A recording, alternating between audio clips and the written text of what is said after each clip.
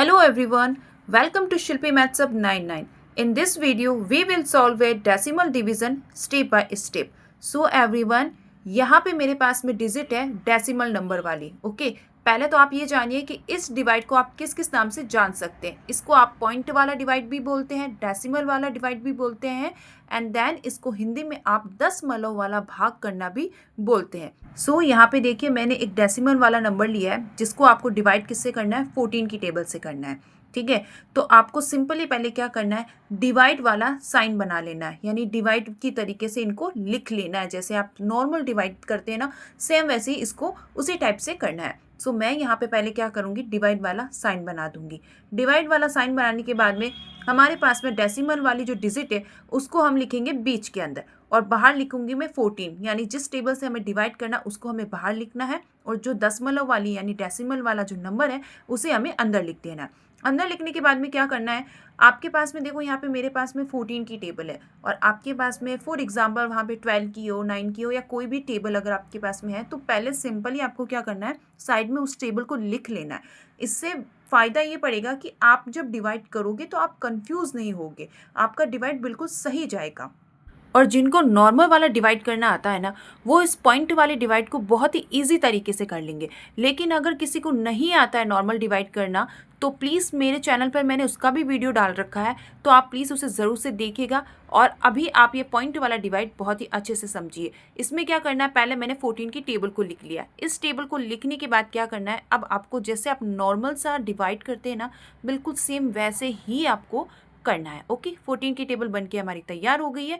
अब मैं करूँगी 14 को 61 से डिवाइड. तो देखिए 14 की टेबल में मेरा 61 आता है क्या, नहीं आता है, तो मैं इससे छोटा क्या लूँगी, 56 ले लूँगी. सो मैं यहाँ लिखूँगी 56. सो यहाँ 56 लिखने के बाद में देखो ये मेरे कितने टाइम आया है, 56 आया है मेरे 4 टाइम. तो मैं साइड में ऊपर लिखूँगी 4.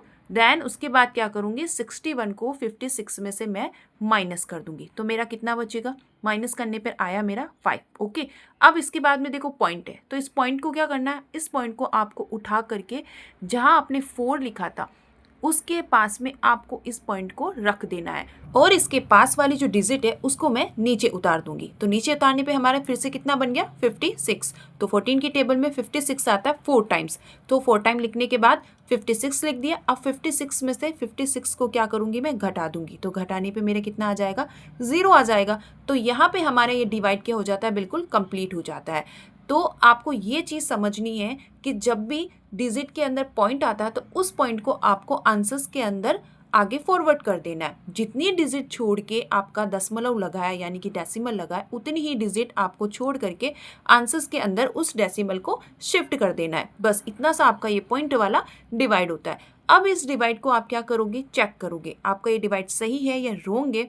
इसका भी तो आपको पता होना चाहिए ना, आप एग्जाम में कर दोगे फिर आपको कैसे पता चलेगा कि आपका ये डिवाइड सही है या रॉन्ग है. तो इसके लिए क्या करना है, आपका जो आंसर्स आया है उसको आपकी जो टेबल है उसके साथ में सिंपली आपको मल्टीप्लाई कर देना है. देखो यहाँ पे मेरे 4.4 आंसर्स आया था, तो मैं 44 को मैं क्या करूँगी, 14 से मल्टीप्लाई करा दूंगी. तो मल्टीप्लाई कराने पे मेरे देखो सेम एज इट इज़ वही के वही आंसर्स आ रहे हैं. देखो मैच करो, 61.6. तो मेरे यहाँ नीचे देखो 61 पॉइंट या बीच में मैं लगा दूंगी और 6 बन गया. तो ये मेरा आंसर्स आ गया.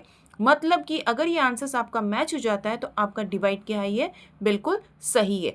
इसी तरीके से आप अपने नॉर्मल वाले डिवाइड को भी चेक कर सकते हो, है ना, बहुत ज़्यादा इजी. आप पॉइंट वाले डिवाइड को भी इस टाइप से करके चेक कर सकते हैं, और नॉर्मल वाले डिवाइड को भी इस टाइप से चेक कर सकते हैं. आई होप आपका सारा कन्फ्यूज़न दूर हो गया होगा, और ये पॉइंट वाले डिवीज़न जो है आपको बहुत ही अच्छे से समझ में आया होगा. फिर भी अगर कोई डाउट रहता है तो कमेंट बॉक्स में कमेंट ज़रूर से करना. और अगर ये वीडियो आपके लिए काफ़ी हेल्पफुल रहा है तो प्लीज़ लाइक करना, चैनल को सब्सक्राइब करना, और ज़्यादा से ज़्यादा शेयर करना मत भूलना.